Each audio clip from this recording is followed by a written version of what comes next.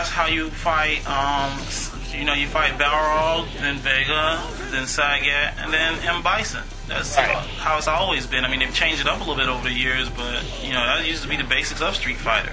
Yeah, that is the basics. But what I'm trying to get at is that game can have a lot more longevity if there were actually different scenarios in terms of, okay, how am I going to actually beat the game this time compared to my proficiency in the game? Yes. I would like, if I'm a veteran fighter and I know I can, basically knock out, KO an opponent with at least 75% of my power remaining, I would like to fight an additional sub-boss or an additional hidden boss, or possibly even a super secret hidden boss. Oh, you mean like how you... At my level of proficiency. Right, exactly. That's how you had to find Akuma in Super Street Fighter 2 Turbo on 3DO. You had to actually use beat Bison, or I forget who you beat him, and you had to push both buttons on both controllers, and then he would appear, and then you could choose him. Well, actually, you fight him first, then you would choose him. But then wouldn't that they should bring back Shenlong? Because, I mean, that's one of the main reasons why I kept playing Street Fighter, hoping and wishing. Akuma was a great addition to the game, but at the same time, as you know, my name, Akuma Killer, you see what it stands for. I hate Akuma, because he's, I mean, in my book, he's too cheap. You can throw fireballs and do a hurricane kick all at the same time. I mean, yes, I can beat him, but I would never play with him, because I can just sit there and just keep doing that over and over and over, and you would never be able to stop blocking. Unless you know how to get over my fireballs, which not many people can do that. Right. Well, in my opinion, Street Fighter has a plethora of games, and Capcom has a plethora of fighting bosses, or I guess you could say mini bosses or sub bosses. At this point, it would bewilder me to actually have only just one or two bosses in the game. At this point, I think there should be at least one secret, hidden, unplayable boss, and at least 5 or 6 or 7, 8, 10 regular bosses that are actually in the game. Some that are playable, some that aren't playable, but pop out at different points in the game. That's one of the things I will have to compliment Capcom on doing in Capcom versus SNK. But I think they could take it a whole nother notch or a step up in Street Fighter 4. In my opinion, I think there should be regular Akuma, a Shin Akuma, and maybe even a Shin Akuma, Super Evil Akuma. Yeah, I don't know. That's like, to me, I'm sorry. That's just like going back to Mortal Kombat palette swapping and adding different powers. Well, not necessarily, because if you think about the difference between Akuma and Shin Akuma, those are two very drastically different characters. I know, but they're both Akuma, though. That's what I'm trying to say. Yeah, they are both Akuma. I'm not saying that they should just, basically take one character and make another evil version of them and create another boss like Bison and Shin Bison. I'm not trying to say that, but what I am trying to say is it would be nice as a bonus feature to actually be able to play the original Bison looking like he did in the Street Fighter 2 form versus Alpha 3 Bison, which everybody knows is a kick-ass Bison, versus the Bison that you see in and actually, I don't know another Bison, but versus the Bison that you see in Capcom versus SNK, or is there a Bison in Marvel vs. Capcom 2? Yes. That Bison. So, I mean, it would be kind of interesting to see.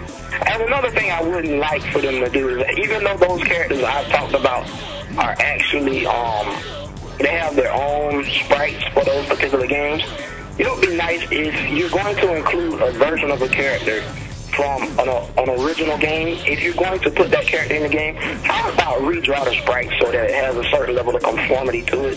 One of the things that really irked me was you guys did Capcom versus SNK 2, and you put Morgan's old sprites from Darkstalkers in Capcom versus 2. Now, you took the time to redraw Ryu sprites in every single game, but when it came to put Morgan in the game, you threw her in with the old sprites. And that really ticked me off to no end to see her old decrepit 16-bit sprite. Right, yeah. In an updated game where Ryu's looking better than ever, and you got Morgan in the game looking like she's tore the floor up. 1990. Right, I hated that. I despised that. What I would like for you to do, if you're going to include all the different Bisons, here's a little tidbit. Make a Bison mode where we just fight Bisons.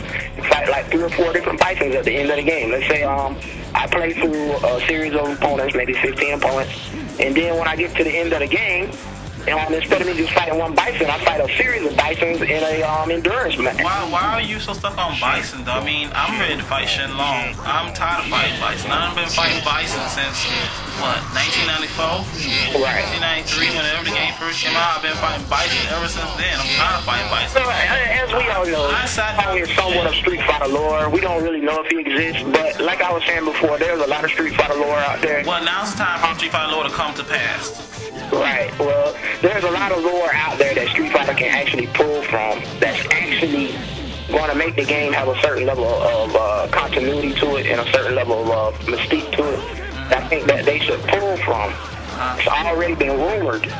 So, I mean, I'm just still waiting to see when is Ryu going to get his air fireball. Is he going to really go over to the Dark Hado? I mean, how is that whole resolution going to come to a head? But as far as the bosses go, the only reason why I make a mention of the bosses is because going back and playing the old games, which I still do, and I still love. Yes, I still do. I would just appreciate a game that has a longer shelf life, meaning I can go back and play this game and it's different. Like I can guarantee you, if I get the game Street Fighter 4, more than likely I'm gonna be able to beat that game the first day I get it. What's gonna make me come back to the game and play that game?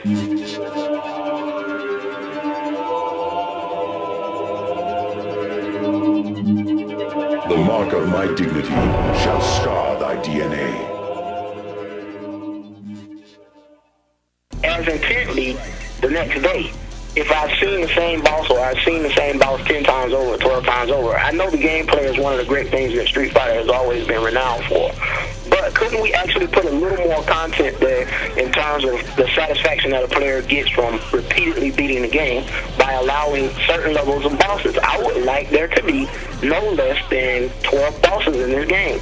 And there could be some, I would say at least 3 or 4 original bosses and some hinted at bosses or some lower bosses that we never thought existed, but for some reason, you know, you guys decided to put them in the game because it's a part of Street Fighter mythos or Street Fighter lore.